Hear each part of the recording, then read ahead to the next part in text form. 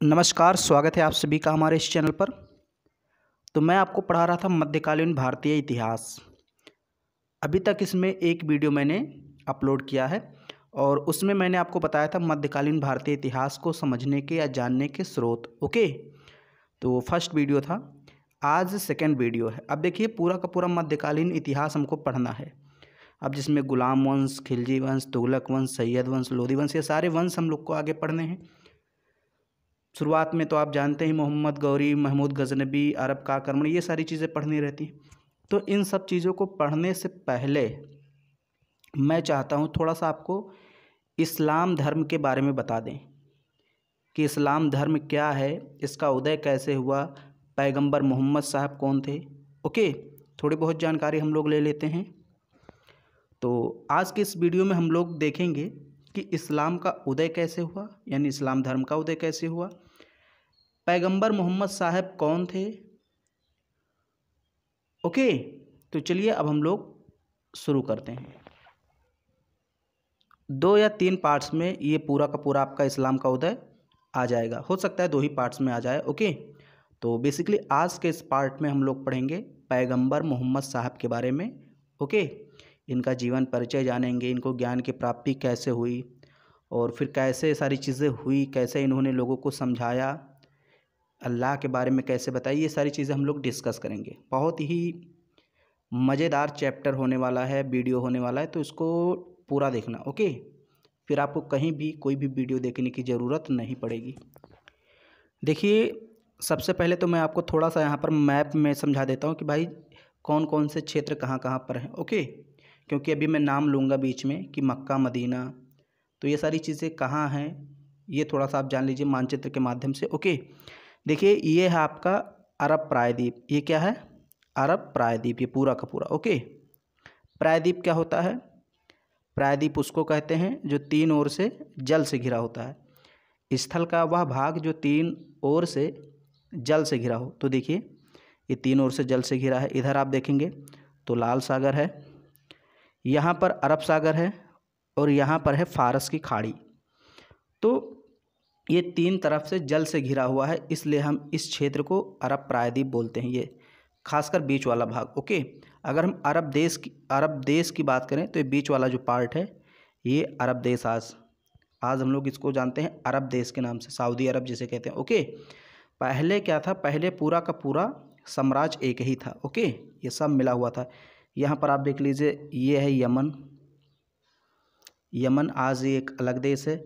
यहाँ पर अगर आप देखेंगे ये जो क्षेत्र है ये है ओमान। आपने नाम सुना होगा ओमान की राजधानी मस्कट। तो ये है ओमान, ये है यमन। अब यहाँ पर लाल सागर आपने देखा, ये जो पार्ट्स है इधर अफ्रीका आ जाता है और यहाँ पर आपको 1 मिनट ऊपर ये देखिए ये भूमध्य सागर दिख रहा है और यहाँ पर एक देश है अफ्रीका का, एक देश है मिस्र। ओके, जिसकी राजधानी काहिरा है। तो यहाँ पर एक इसमें नहर भी बनाई गई है, तो वो कौन सी नहर है आपको पता होनी चाहिए। भूमध्य सागर और लाल सागर को जोड़ने वाली एक नहर बनाई गई है जिसको कहते हैं सुएज नहर। ओके, और फिर यहाँ पर सीरिया है, सीरिया एक देश है। ओके, सीरिया की राजधानी दमिश्क है इस समय। ये भी एक स्थान का नाम है कूफा। ओके, कूफा स्थान का नाम है, ये सीरिया देश का एक हिस्सा है, छोटा सा पार्ट्स आप कह सकते हैं। और बाकी सारी चीज़ें हम लोग समझ लेंगे। यहाँ 2 क्षेत्र और हैं बहुत ही इंपॉर्टेंट क्षेत्र, एक तो है मक्का और दूसरा है मदीना। तो ये भी लाल सागर के पास ही स्थित है। ओके, तो अब हम लोग चीज़ों को समझ गए हैं, स्थानों के बारे में थोड़ा बहुत जो भी वर्ड आएंगे उनके बारे में मैंने आपको पहले बता दिया है। अब हम चलिए शुरुआत करते हैं इस्लाम धर्म के उदय की। अच्छा, थोड़ा सा मैं यहाँ पर आपको ये बता दूँ कि देखिए ये जो अरब प्रायद्वीप है, जब इस्लाम धर्म का उदय नहीं हुआ था उसके पहले की स्थिति कैसी थी। ये जो पूरा का पूरा अरब प्रायद्वीप है ये छोटे छोटे कबीलों में बटा हुआ था। ओके, छोटे छोटे फ़िरकों में या कबीलों में आप कह सकते हैं। ओके, कबीले का मतलब एक गुट होता था, एक अपना, जैसे रक्त संबंध के आधार पर आप कह सकते हैं कि रक्त संबंध के आधार पर संगठित समूह को कबीला कहते हैं। कबीला किसे कहते हैं? रक्त संबंध के आधार पर संगठित समूह को कबीला कहते हैं। मान लीजिए एक लोग ये हैं, एक लोग ये हैं, एक लोग ये मान लीजिए 3 परिवार हैं, लोग छोड़ करके आप 3 परिवार मान लीजिए, ये 3 परिवार हैं और इनका जो पूर्वज है वो एक ही है, तीनों का पूर्वज एक ही है।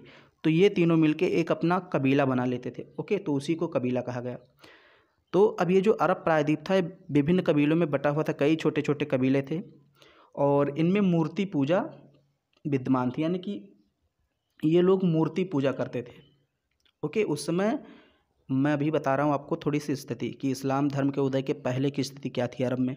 तो उसमें वहाँ पर लोग मूर्ति पूजा करते थे और कई प्रकार के बाह्य आडंबर, रीति रिवाज, परंपराएं, रूढ़िवादियाँ, नैतिक धार्मिक मान्यताएं, बहुत सारी वहाँ पर बुराइयाँ फैली हुई थी, एक प्रकार से आप कह सकते हैं। ओके, रूढ़वादियाँ फैली हुई थी।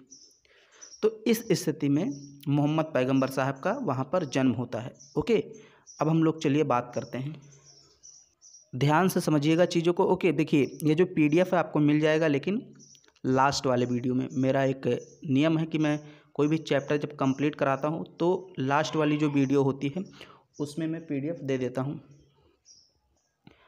अब यहाँ देखिए इस्लाम का उदय,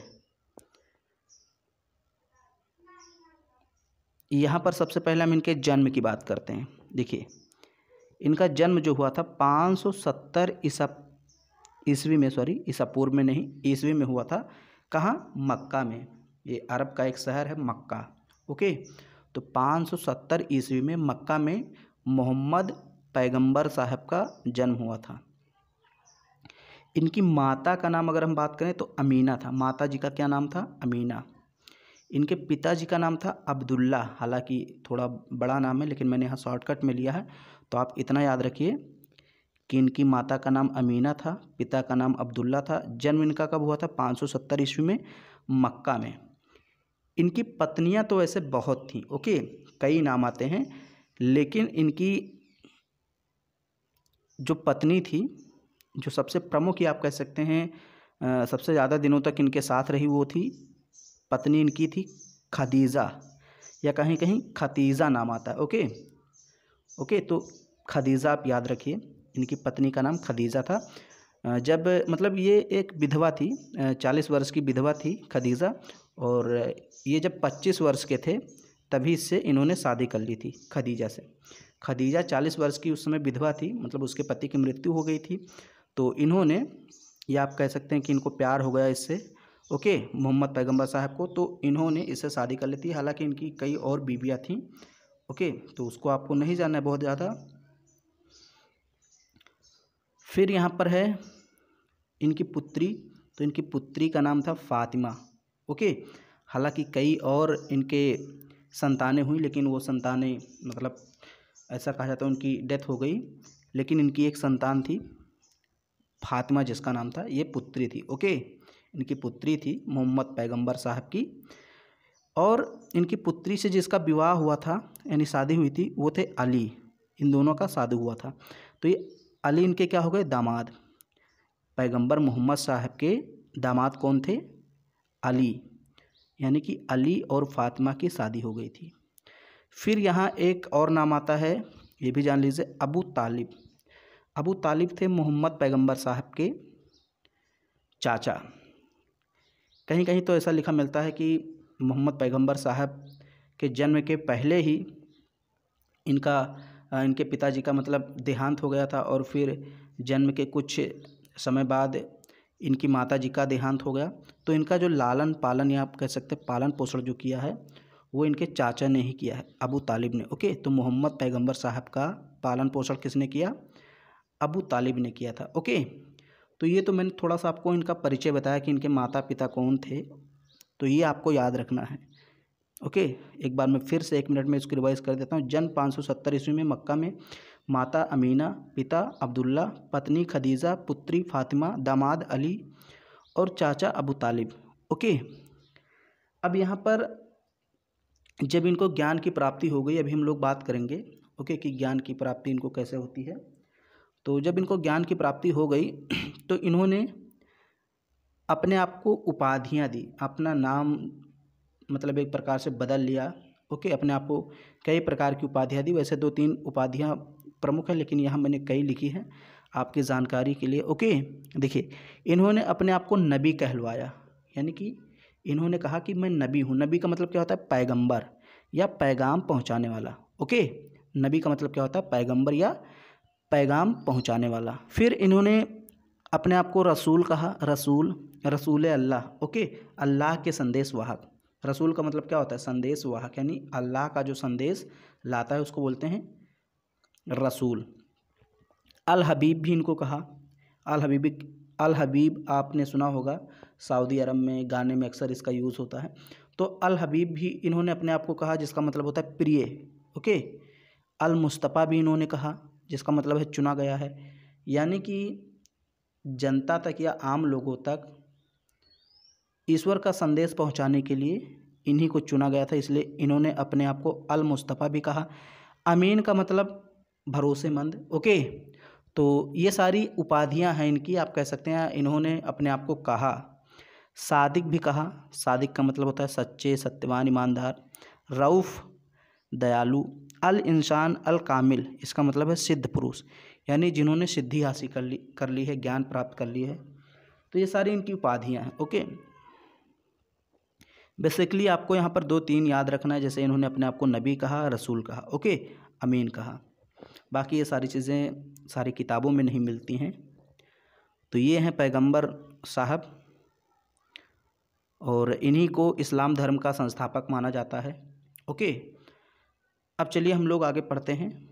देखिए यहाँ पर, देखिए जो जानकारी हमको मिलती है इस्लाम धर्म के बारे में, मोहम्मद पैगंबर साहब के बारे में, ये सब जानकारी मिलती कहाँ से, थोड़ा सा हम लोग ये जान लेते हैं। जानकारी के कुछ स्रोतों की बात कर लेते हैं। ओके, क्योंकि ये बहुत इम्पोर्टेंट होता है। तो जानकारी के कुछ स्रोत की हम लोग बात करते हैं कि भाई ये जानकारी हमें सारी चीज़ें मिलती कहाँ से हैं। तो सबसे पहला जो स्रोत है कुरान शरीफ, आपने नाम सुना होगा। इस्लाम धर्म की पवित्र किताब है कुरान। जैसे अपने यहाँ श्रीमद् भागवत गीता, रामायण, वैसे ही इस्लाम धर्म में ओके कुरान शरीफ है, बहुत ही पवित्र किताब है, इनका धार्मिक ग्रंथ है। तो कुरान क्या है? इस्लाम की पाक किताब। पाक का मतलब पवित्र। ओके, मुसलमान मानते हैं कि इसे अल्लाह ने फरिश्ते जिब्राइल द्वारा मोहम्मद को सुनाया था। अब पहले मैं पढ़ देता हूँ, फिर समझाता हूँ। मुसलमान मानते हैं कि कुरान ही अल्लाह की भेजी गई अंतिम और सर्वोच्च किताब है। हालांकि आरंभ में इसका प्रसार मौखिक रूप में हुआ, पर पैगंबर मोहम्मद के विशाल स्वर्गवास के बाद 1633 ईस्वी में इसे पहली बार लिखा गया। देखिए, अब डायरेक्ट अल्लाह ने इनको ज्ञान नहीं सुनाया था, संदेश नहीं दिया था पैगंबर साहब को। उन्होंने अपना एक देवदूत भेजा था जिसका नाम था जिब्राइल, ऐसा माना जाता है। ओके, कि अल्लाह ने अपने एक देवदूत के माध्यम से, यानी जिब्राइल के माध्यम से भेजा कि जाओ और मोहम्मद पैगंबर साहब को मेरा संदेश भेजो, दे दो। तो जिब्राइल ने मौखिक रूप में सारी चीज़ें बताई थी कि अल्लाह ने आपसे ये कहा है। ओके, तो जिब्राइल ने मोहम्मद पैगंबर साहब से मौखिक रूप में सारी चीज़ें बताई थी कि अल्लाह आपसे ये मांग कर रहा है कि आप जनता के बीच जाइए, ऐसा कहिए, ऐसा। लेकिन जब मोहम्मद पैगंबर साहब की मृत्यु हो गई तो उसके बाद इसको लिखित रूप दे दिया गया 1633 में। ओके, तो ये कुरान शरीफ कहलाई, यही पुस्तक थी। तो इसमें अल्लाह की वाणी है, आप कह सकते हैं। अल्लाह ने जो संदेश दिया था ओके मोहम्मद पैगंबर साहब को जनता के लिए, वो सारी चीज़ें इसमें वर्णित की गई हैं, वर्णन है। फिर यहाँ एक और पुस्तक आती है हदीस। हदीस क्या है? हदीस इस्लामिक पैगंबर मोहम्मद साहब के कथनों, कार्यों, आदतों का वर्णन करने वाला विवरण या रिपोर्ट है। ओके, यानी कि मोहम्मद हजरत साहब जो थे, या मोहम्मद पैगंबर, आप कुछ भी कह लीजिए, पैगंबर मोहम्मद साहब, मोहम्मद पैगंबर साहब, हजरत, कुछ भी कह लीजिए। तो इनके जो भी कार्य थे, जो भी इन्होंने कार्य किया, जो इन्होंने जो भी बातें बोली लोगों को, उन सारी बातों का, कार्यों का, या इनके व्यवहारों का, आदतों का वर्णन इसमें किया गया हदीस में। ओके, तो इससे भी हमें जानकारी मिलती है। एक है तफसीर। तफसीर तो ये कुरान पर इस्लामिक विद्वानों द्वारा लिखी गई टीका है। ओके, मतलब टीका लिखी गई है समझने के लिए, क्योंकि कुरान थोड़ी कठिन लैंग्वेज में लिखी है, तो उसको समझने के लिए उन्होंने टीकाएँ लिखी हैं इस पर विभिन्न विद्वानों ने। तो तफसीर वो है, तो तफसीर से भी हमें जानकारी मिलती है। इसके अलावा इज्मा और कयास भी इस्लाम धर्म के बारे में जानकारी देते हैं। ये भी 2 पुस्तकें हैं। ओके, इज्मा और कयास। तो ये मैंने आपको बता दिया कि भाई कौन कौन से स्रोत हैं, और भी बहुत सारे स्रोत हैं। अब यहाँ एक बात आती है, इनको ज्ञान की प्राप्ति कैसे हुई। देखिए, मक्का में एक पहाड़ी है जिसको बोलते हैं हीरा पहाड़ी। कहीं कहीं हीरा लिखा होता है। ओके, कहीं कहीं छोटी की मात्रा होती है हीरा पहाड़ी। ओके, तो चाहे हीरा कहिए या फीरा कहिए, अलग अलग बुकों में अलग अलग लिखा होता है। तो मक्का में एक हीरा पहाड़ी है। तो ये अक्सर वहाँ पर मोहम्मद पैगंबर साहब जाया करते थे ध्यान करने। ओके, उस पहाड़ी में जाया करते थे ध्यान करने। तो 1610 ईस्वी में ये वहीं पर ध्यान करने गए थे। तभी वहीं पर इनको अल्लाह के द्वारा एक दूत भेजा गया था, जिब्राइल।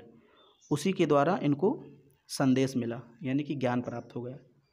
जिब्राइल ने बताया कि अल्लाह ने मुझे आपको एक संदेश के लिए भेजा है। वो संदेश ही एक प्रकार से इनका ज्ञान था। ओके, और फिर इन्होंने ज्ञान के बाद अपने आप को क्या क्या कहा, कौन कौन सी उपाधियाँ दी, मैंने पहले ही बता दिया। मोहम्मद पैगंबर साहब ने जब ज्ञान प्राप्त कर लिया, उसके बाद इन्होंने कहा मुझे मिलाकर अब तक 1,24,000 पैगंबर आ चुके हैं। मोहम्मद पैगंबर साहब ने क्या कहा कि मुझे मिला करके अभी तक कितने पैगंबर आ चुके हैं, 1,24,000, और मैं अंतिम पैगंबर हूँ। मोहम्मद साहब ने कहा लोगों से, मैं अंतिम पैगंबर हूँ, मेरे बाद कोई भी पैगंबर अब नहीं आएगा। हालांकि अगर आप कुरान शरीफ की बात करें तो उसमें 25 पैगंबर का ही नाम आता है। ओके, उसमें 25 पैगंबर का ही नाम आता है, वर्णन किया गया है। बाकी इनका कहना है कि 1,24,000 पैगंबर आ चुके हैं। जब मोहम्मद पैगंबर साहब को ज्ञान की प्राप्ति हुई तो ये वापस मक्का आए, मतलब उस गुफा से मक्का आए, मक्का शहर पहुँचे। वहाँ पर इन्होंने लोगों को उपदेश देना शुरू किया। और मैंने बताया शुरुआत में कि उस समय अरब में, संपूर्ण अरब में मूर्ति पूजा प्रचलित थी। तमाम तरह के परंपराएं थी, रूढ़वादियाँ थीं। ओके, और कई प्रकार के देवी देवताओं की पूजा होती थी मूर्ति रूप में। तो लोगों को इन्होंने उपदेश देना शुरू किया और इन्होंने कहा कि अल्लाह एक है, वह निराकार है। उन्होंने मूर्ति पूजा को निषेध कर दिया। मतलब मोहम्मद पैगंबर साहब ने कहा मूर्ति पूजा हम लोग को नहीं करनी चाहिए। ओके, उन्होंने कहा अल्लाह एक है, ईश्वर एक है, कई रूपों में नहीं है, मतलब कई रूप उसके नहीं, उसका एक ही रूप है और वो रूप उसका कोई नहीं जानता, वो निराकार है। ओके, तो इसलिए हमें मूर्ति पूजा नहीं करनी चाहिए। तो अब जब शुरुआत में लोगों से उन्होंने ऐसी बातें कही तो अरब के लोग काफ़ी ज़्यादा भड़क गए। एक प्रकार से समाज जो पूरा था वो नाराज़ हो गया। ओके, जो पूरा समाज था वो नाराज़ हो गया। ये देखिए कबीलई समाज जो था, जिससे अरब का कबीलई समाज, यहाँ पर देखिए नाराज़ नहीं लिखा है, ये मिस्टेक हो गई है। अरब का जो कबीलाई समाज था वो नाराज़ हो गया। कई लोग तो मतलब इतने ज़्यादा क्रोधित हुए उस समय मोहम्मद पैगंबर पर कि वो इनको जान से मारने की आई थिंक धमकी देने लगे थे। ओके, तो अब इनको काफ़ी ज़्यादा प्रॉब्लम हुई। तो ये क्या किए, अब इनको जाना ही पड़ा, मक्का शहर छोड़कर 622 ईस्वी में मदीना जाना पड़ा, क्योंकि शुरुआत में इनका बहुत ज़्यादा विरोध हुआ। तो 622 ईस्वी में इनको मक्का छोड़कर कहाँ जाना पड़ा, मदीना। इस घटना को कहते हैं हिजरत। ओके, यानी कि मोहम्मद पैगंबर साहब का 622 ईस्वी में मक्का छोड़कर मदीना जाने की जो घटना है इसको बोलते हैं हिजरत। और इसी दिन से हिजरी संवत की शुरुआत भी होती है। ओके, जो इस्लामिक कैलेंडर है, इस्लाम धर्म का जो कैलेंडर है, पंचांग है, उसकी शुरुआत होती है, यानी हिजरी संवत की शुरुआत होती है। जैसे शक संवत है, ओके, विक्रम संवत है हिंदू धर्म में, वैसे इस्लाम धर्म में हिजरी संवत है। तो इसी दिन से शुरुआत हुई। बाद में ये वहाँ पर गए मदीना में, तो वहाँ के लोगों को ये समझाने में सफल हो गए और लोगों ने इनको समर्थन दिया। इन्होंने बताया कि हमें एक ईश्वर की पूजा करनी चाहिए। ओके, और इन्होंने मतलब सरल माध्यम समझाया, सरल माध्यम कि तमाम तरह के मतलब बाह्य आडंबर की ज़रूरत नहीं है, किसी पंडित की ज़रूरत नहीं है, और हम एकमात्र ईश्वर की पूजा करेंगे जो कि बहुत ही सरल है। मतलब जो मक्का में काबा स्थित है उसकी तरफ अपना मुख करके हम प्रार्थना करेंगे। ओके, तो लोगों को कुछ बातें इनकी अच्छी लगी तो उनको मदीना में ही समर्थन मिलना शुरू हो गया। धीरे धीरे इनकी बातें और फैलती गई तो लोगों को और अच्छा लगा। एक सरल धर्म था एक प्रकार से उस समय। ओके, क्योंकि उस समय इस धर्म में कोई रूढ़ियाँ नहीं थी, कोई इसका बहुत ज़्यादा कर्मकांड नहीं था, तो लोगों को पसंद आया, तो उसको एक प्रकार से लोगों ने समर्थन देना शुरू कर दिया उस धर्म को। मक्का में ज़्यादा प्रसिद्ध हो गए। फिर क्या होता है, ये 622 में गए थे मक्का छोड़कर मदीना। 630 ईस्वी के आसपास ये फिर से कहाँ आते हैं, मदीना। ओके, 630 ईस्वी में फिर से मदीना आते हैं और मदीना के लोगों को समझाते हैं। फिर मदीना के यानी कि मक्का में आते हैं, सॉरी 630 ईस्वी में फिर से मक्का आते हैं, क्योंकि मक्का ही छोड़ कर गए थे। ओके, तो ये मक्का आते हैं और मक्का के लोगों को समझाने में सफल हो जाते हैं। फिर एक प्रकार से इन्होंने वहाँ पर इस्लाम धर्म का प्रचार प्रसार खूब तेज़ी से किया। जो आसपास के क्षेत्र थे, मैंने अभी आपको बताया, सीरिया, कूफा, मैंने अभी आपको बताया था, तो उन सारे क्षेत्रों में भी इन्होंने इस्लाम धर्म का प्रचार प्रसार किया। ओके, और इस प्रकार से इस्लाम धर्म की उत्पत्ति अरब में हो गई। और इनकी जो मृत्यु हुई थी वो यहाँ पर मैंने लिखा नहीं है, बट आप जान लीजिए 632 के आसपास हुई थी। इनकी मृत्यु कब हुई थी, 632 ईस्वी के आसपास। ओके, ऐसा कहा जाता है मदीना शहर में, लेकिन अलग अलग स्थान बताए गए हैं, लेकिन डेट याद रखिए 632 ईस्वी में इनकी मृत्यु हो जाती है मोहम्मद पैगंबर साहब की। उसके बाद इनके जो उत्तराधिकारी आते हैं, इस्लाम धर्म के धार्मिक गुरु कह सकते हैं, तो वो खलीफा कहलाए। ओके, तो खलीफाओं के बारे में हम लोग अलग से पढ़ेंगे, क्योंकि जब इनकी मृत्यु होती 632 में तो उत्तराधिकार को लेकर संघर्ष हो जाता है, कई लड़ाइयाँ होती हैं, तो उसके बारे में हम लोग आगे पढ़ेंगे। अब इन्होंने, या हम कहें प्रत्येक मुसलमान के लिए इस्लाम में 5 बुनियादी बातें बताई गई हैं, सिद्धांत बताए गए हैं, आप कह सकते हैं तत्व बताए गए हैं, और कहा गया है कि प्रत्येक मुसलमान को इसका पालन करना चाहिए। सबसे पहले चीज़ है कलमा। कलमा क्या है, कहा गया है कि अगर कोई व्यक्ति इस्लाम धर्म से है, इस्लाम धर्म को मानता है, तो उसे खुदा की बादशाहत और मोहम्मद साहब के पैगंबर होने की घोषणा करनी चाहिए। मतलब उसे ईश्वर अल्लाह में विश्वास होना चाहिए। खुदा की बादशाहत का मतलब क्या है कि ईश्वर ही एकमात्र, सॉरी मेरे मुख से ईश्वर निकल जा रहा है, तो उन्होंने कहा मतलब अल्लाह ही एकमात्र ईश्वर है, उसके अलावा कोई भी ईश्वर नहीं है। अल्लाह के सिवाय किसी की पूजा प्रार्थना नहीं करनी चाहिए। कलमा का मतलब यही है। और मोहम्मद साहब के पैगंबर होने की घोषणा करनी चाहिए। अगर कोई व्यक्ति मुसलमान है तो उसको ये सारी चीज़ें करनी चाहिए, तो इसी को कहा गया कलमा पढ़ना। ओके, इसमें कहा जाता है कि अल्लाह के अतिरिक्त और कोई खुदा नहीं है और मोहम्मद साहब उसी के पैगंबर हैं।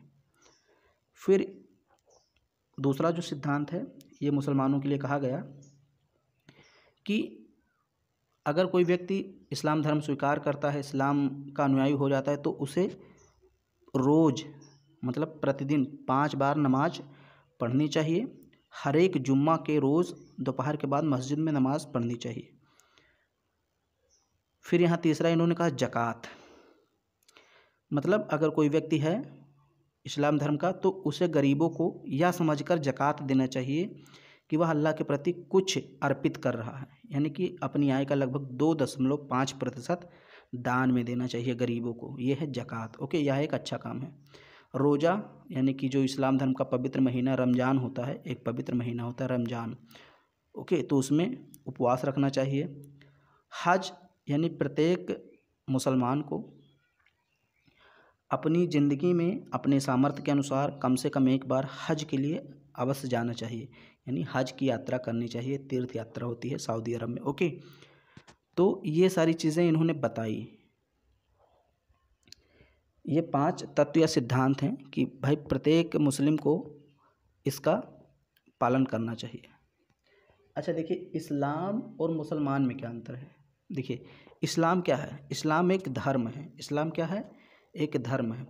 और इस्लाम धर्म के अनुयायी को, यानी इस्लाम धर्म को मानने वाले जो थे उनको मुस्लिम या मुसलमान कहा गया। ओके, इस्लाम क्या है, एक धर्म है, और इस्लाम धर्म को मानने वाले लोगों को मुसलमान या मुस्लिम कहा गया। तो ये मैंने आपको थोड़ा सा आज बता दिया कि भाई इस्लाम धर्म की उत्पत्ति कैसे हुई, मोहम्मद पैगंबर साहब कौन थे, उनको ज्ञान कैसे प्राप्त हुआ। अब मैंने बताया 632 ईस्वी में इनकी डेथ हो जाती है, इनकी मृत्यु हो जाती है, और 632 ईस्वी के बाद इनके उत्तराधिकार को लेकर संघर्ष शुरू हो जाता है। तो संघर्ष हम लोग आगे देखेंगे, फिर हम खलीफाओं के बारे में पढ़ेंगे। ओके, तो अगर ये वीडियो आपको पसंद आ रहा है तो इसको लाइक कर दीजिए, शेयर कर दीजिए। चैनल पर पहली बार हैं तो चैनल को सब्सक्राइब कर लीजिए।